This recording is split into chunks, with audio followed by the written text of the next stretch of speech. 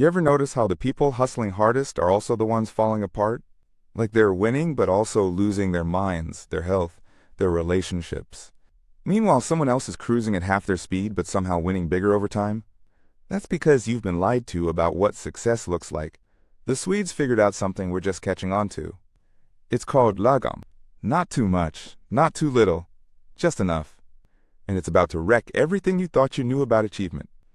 Here's what we're covering: how the middle path crushes extremes over time, why your obsession with more is killing your results, and how to apply just enough energy to relationships, work, and life without burning out or checking out. This isn't about being mediocre. This is about being sustainable. Let's get into it. The Lagom principle: just enough beats everything. Lagom means just right, not maximum effort, not minimal effort, optimal effort. And here's where it gets wild. You think going all in on everything is how you win. It's not. You're burning rocket fuel to go 10 miles. The person using regular gas and pacing themselves, they're going 1,000 miles while you're broken down on the side of the road. Your body can't sustain maximum output. Your brain can't either. You sprint for 3 months, accomplish a ton, then spend 6 months recovering, procrastinating, hating yourself. That's not productivity. That's boom and bust. The Swedish approach says give 70% consistently, not 100% until you crack, not 20%, because you're scared of trying. 70% every day for decades. That's the game. Here's what this looks like. You work hard during work hours, then you stop. You don't answer emails at midnight to prove you're committed. You exercise regularly, not in brutal punishing sessions that leave you injured. You save money consistently, not in extreme frugality bursts followed by spending sprees. You show up at 70%, and 70% of infinity beats 100% of 3 months every single time. Energy allocation. Stop bleeding out. You're giving full intensity to things that deserve 20% of your energy. Your coworkers' drama. Your extended family's opinions about your life choices, perfecting things that nobody notices. You're hemorrhaging energy on low-return activities while wondering why you're exhausted. Lagom applied to energy means you categorize everything. What deserves your full tank? Your health, your closest relationships, your primary income source, maybe 2 hobbies that actually refill you. That's it. Everything else gets maintenance energy. Not zero, just enough to keep it functional without draining you. Here's how you do this. List everything demanding your energy right now. Your job, your side hustle, your parents, your friends, your fitness, your social media presence, your home, your appearance. Now assign each one a number from 1 to 10 based on long-term importance to your actual life. Not what sounds good. What's actually true. Anything below a 7 gets just enough energy.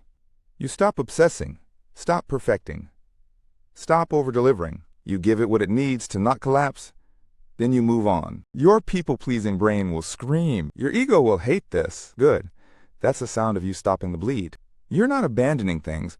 You're right-sizing your investment. The goal isn't excellence everywhere. That's a fantasy. The goal is excellence in 3 places and competence everywhere else. Relationships, the 70% rule. You think good relationships mean maximum availability? Always there, always responding, always supportive. You're wrong. That's not intimacy. That's codependence dressed up as love. The best relationships run on Lagom. Just enough presence. Just enough support. Just enough space. You don't need to text back instantly. You don't need to attend every gathering. You don't need to solve everyone's problems or be everyone's emotional support system. You need to show up consistently at a sustainable level. Your friend calls crying. You listen for 20 minutes, offer what you can, then you let them sit with it. You don't take on their pain like it's yours. That's not helping. That's merging. Here's what changes. You stop trying to be everything to everyone. Your partner has a bad day? You're present and kind, but you're not fixing it or taking responsibility for their emotions. Your parents want more of your time? You give what you can give without resentment. Then you stop. Your friend's in crisis again? You care, but you don't light yourself on fire to keep them warm. This isn't coldness. This is sustainable love. The people who love you at 70% presence are your people. The ones who demand 100% of you all the time, they're energy vampires. And Lagom says you don't have the reserves for that. Not because you're selfish, because you're trying to make it to the end without collapsing. Achievement without destruction. You've been taught that massive goals require massive effort. Suffer now, succeed later. Sacrifice everything, win eventually. That's garbage. The people winning long-term aren't the ones destroying themselves. They're the ones playing an infinite game at a sustainable pace.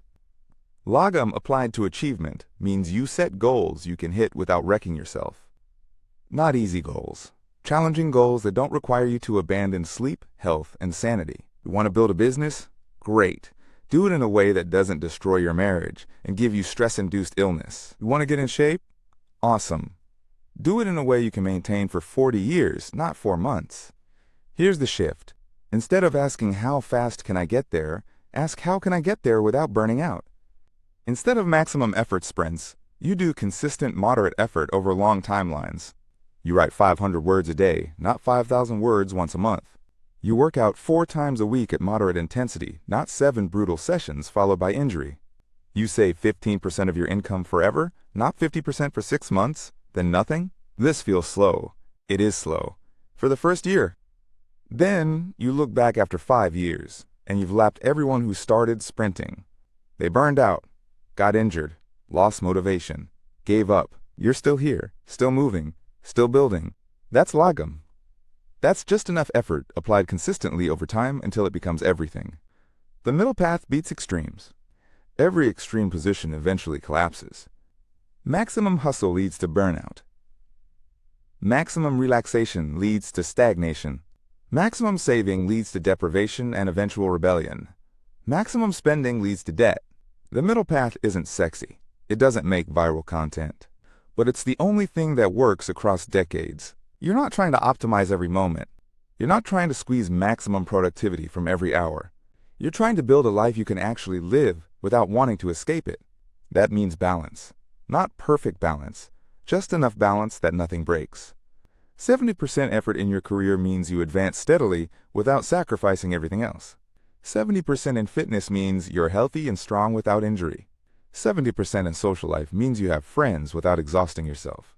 70% in rest means you recover without becoming lazy. This is the path. Not maximum, not minimum, optimal. The real game, here's what nobody tells you. Success isn't about who can push hardest. It's about who can sustain longest. The tortoise doesn't beat the hare because he's faster. He wins because he doesn't stop. That's Lagom. You're not trying to be the best. You're trying to still be in the game when everyone else has quit. Start today. Pick 3 areas that deserve your full focus. Everything else gets maintenance energy.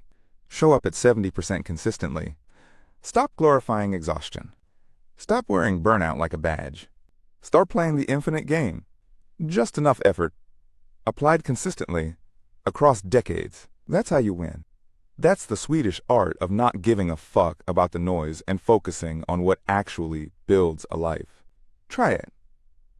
You'll see.